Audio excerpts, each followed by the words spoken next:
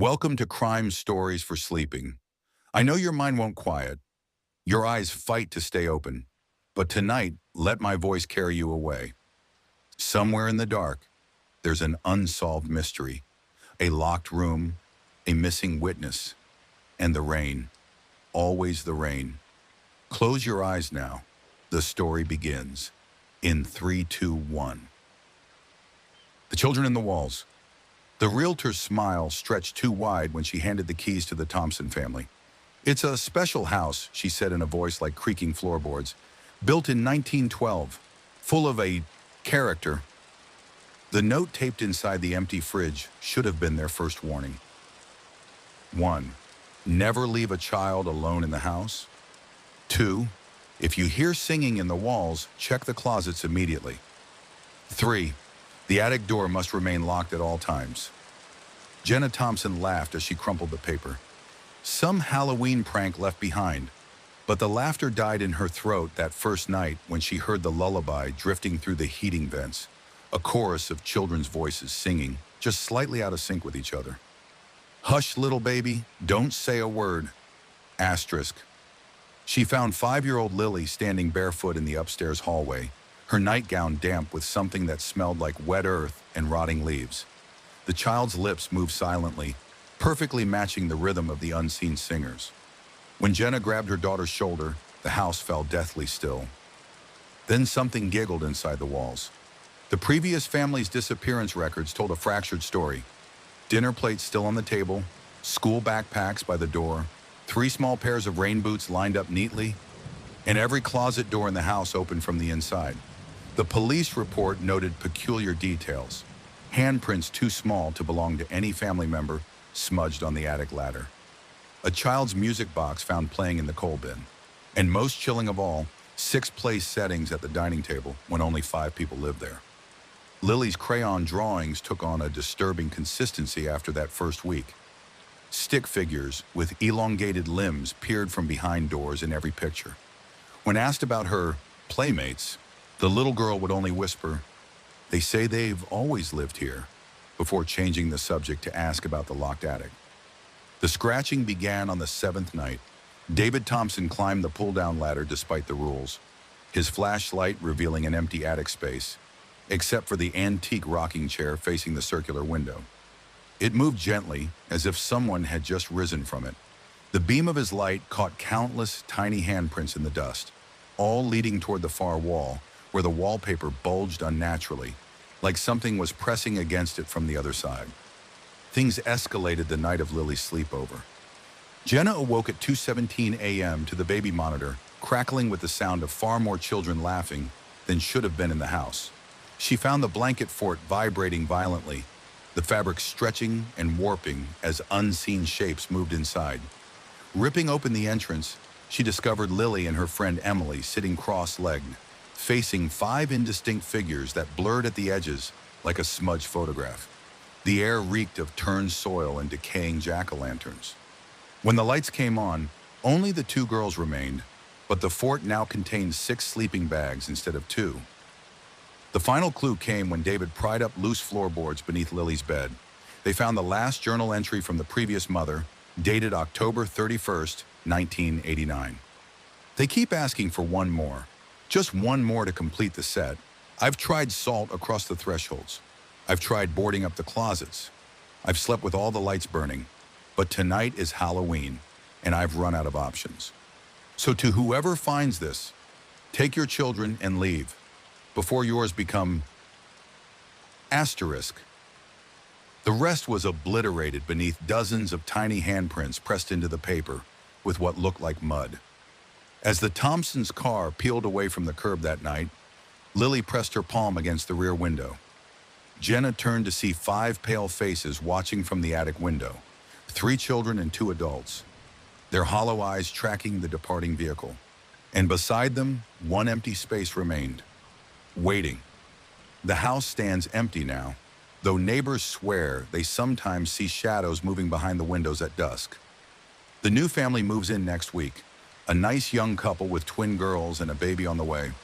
If you listen very carefully on windless nights, you can still hear the faint creak of that rocking chair through the attic vents. back and forth, counting down the days until Halloween.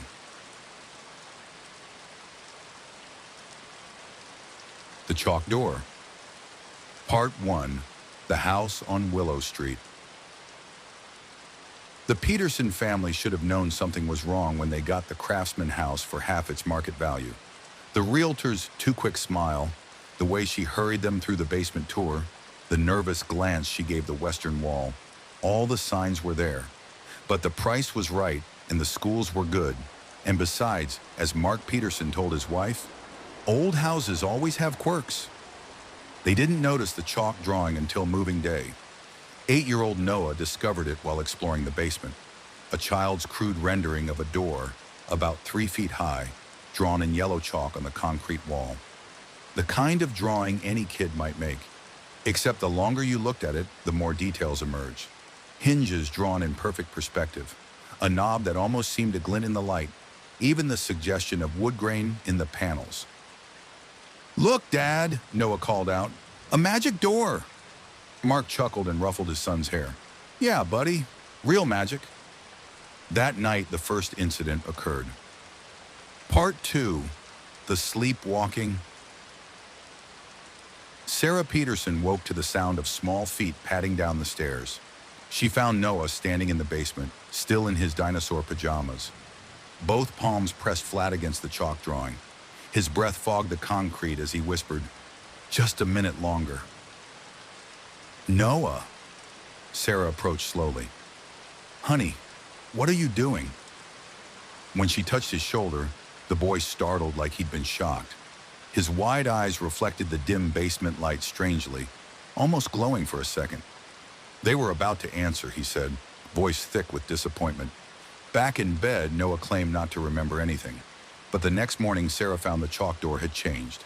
Now there were 5 small handprints surrounding it, pressed into the concrete as if with tremendous force. Part 3. The Invitations. The changes accelerated after that. Noah began setting extra places at dinner. 5, always 5. He'd leave cookies on tiny plates that would be empty by morning, the crumbs forming trails to the basement door. One afternoon, Sarah caught him having a tea party with invisible friends. "Lillian says she likes your earrings," Noah told his mother matter-of-factly. "Thomas wants to know if we can have chocolate milk tomorrow." Sarah's blood turned to ice. Those names weren't in any of Noah's storybooks. That night, she researched the house's history and discovered why it had been so cheap. In 1983, 5 children had disappeared from the neighborhood over the course of a single October. The cold case files noted one eerie detail. Each disappearance was preceded by reports of the children talking about new friends and a special door. Part 4. The Transformation. The chalk door grew. What started as a simple drawing now stretched nearly floor to ceiling, rendered with impossible detail. The wood grain seemed to shift when no one was looking. The knob sometimes appeared to be turning. Noah stopped eating. He'd spend hours whispering to the wall, nodding as if listening to replies. Dark circles bloomed under his eyes. Mark finally decided to paint over the drawing. But no matter how many coats he applied, the chalk lines bled through by morning, clearer and more defined each time. Then the noises began, fingernails scratching behind the walls, giggling in empty rooms, and always the sound of marbles rolling across hardwood floors when no marbles existed in the house. Part 5. The Last Night. The screaming woke them at 3:17 a.m.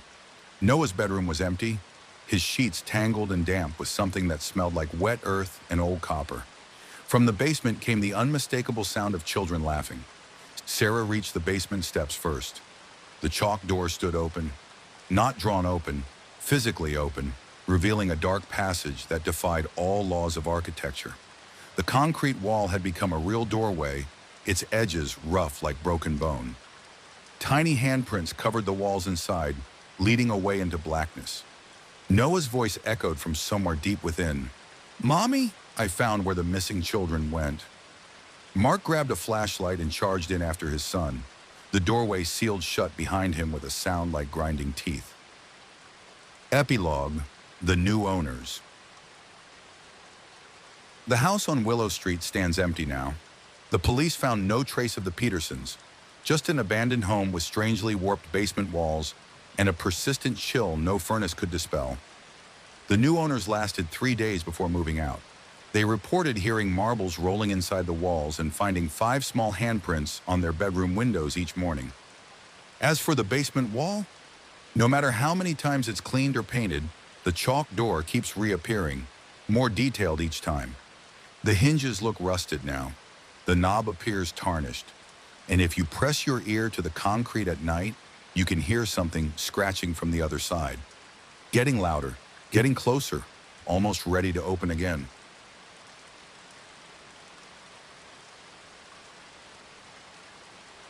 The Hollow Children. The first thing the Millers noticed about the old Victorian house was the chalkboard in the basement. Not unusual in itself, many old homes had schoolroom remnants, but this one was covered in childish handwriting that wouldn't erase. No matter how hard Sarah Miller scrubbed, the words kept reappearing by morning. "We are 6. We want 7. Asterisk." Their realtor had called it a charming fixer-upper with original details. She failed to mention the 5 small graves in the backyard, their weathered headstones bearing only dates, all from October 31st, 1893, or that every previous owner had reported hearing children's laughter in empty rooms. The first night. 7-year-old Emily woke screaming at 3:17 a.m. "There's a girl in my closet," she sobbed. "She says I'm pretty. She wants to play dress-up." Sarah found the closet empty except for Emily's clothes, rearranged.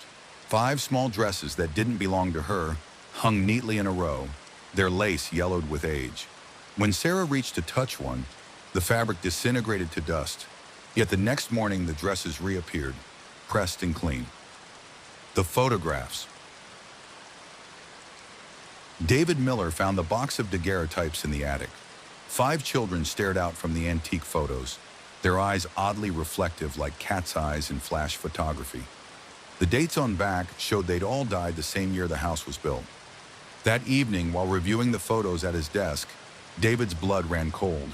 In every picture, the children's hands were now pressed against the glass from the inside, their once smiling mouths stretched wide in silent screams. The invitation. Emily began sleepwalking. Night after night, her parents would find her standing at the basement door, whispering to someone on the other side. Security footage showed her having full conversations with empty air, then suddenly being yanked forward as if pulled by invisible hands. One morning, she woke with dirt under her fingernails and a name scrawled on her bedroom wall in shaky cursive. "Lillian says come play with us." Asterisk. The basement. The noises grew louder, giggling, running footsteps, the sound of marbles rolling across hardwood when no marbles existed in the house. On October 30th, Emily disappeared. Her parents found the basement chalkboard wiped clean except for fresh writing. "Now we are 7. Below it, a crude drawing showed 6 stick figures holding hands around a 7. The search. Police found no signs of forced entry, no fingerprints except the family's. Yet the security cameras captured something impossible. At exactly 3:17 a.m., every door in the house opened simultaneously. The footage showed Emily walking calmly to the basement, holding hands with 5 indistinct shapes that flickered like candle flames. When detectives searched the basement, they discovered something the previous owners had concealed: a 6th grave beneath the stone floor, freshly disturbed. The return. The Millers moved out that week, but the new owners report strange occurrences: children's laughter at night, tiny handprints on the windows, and a persistent chill in what was once Emily's room. Most disturbing of all, the basement chalkboard now reads, "We are 7, we want 8. Star." And sometimes, if you stand very still in the hallway at night, you can hear the faint sound of marbles rolling from inside the walls.